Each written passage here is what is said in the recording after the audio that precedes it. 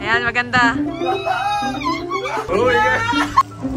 Good morning mga buddies! Today we are now in Hong Kong to celebrate the birthday of our baby boy, Javi. Siyempre, laging kasama dyan ang Wonder Mom ng Valenzuela, Mika! Yay! Woo! Naglakad nga pala kami from Tung Chung Station papunta dito sa may Yongping 360. Sa nagtatanong, nagbook nga pala kami ng ticket via Klook. Excited na kami guys. Crystal ba tayo? Crystal? Oh my God, Crystal!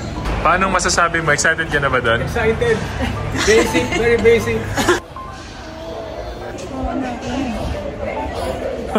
Sakto guys, pagdating namin doon walang kapila-pila tsaka sobrang lamig. Nauna nang sumakay si mama at papa doon sa naunang cable car kasi hindi kami pinayagan na sabay-sabay. So paano guys, ready na ba kayo makita kung gaano ako katapang? Ayaw ko gumalaw ni. Oh my God!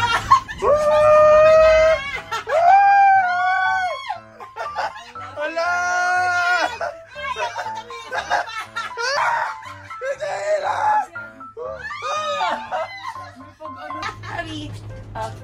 Ano ng view?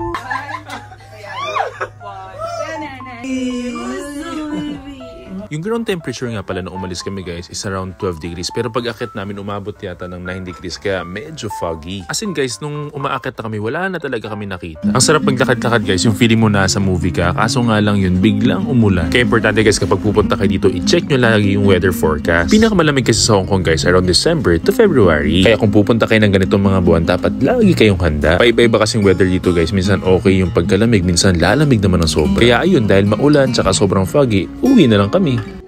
Lumipad ang aming team dito sa may Nome, Alaska para manghuli ng king crab. So paano guys, see you in our next vlog.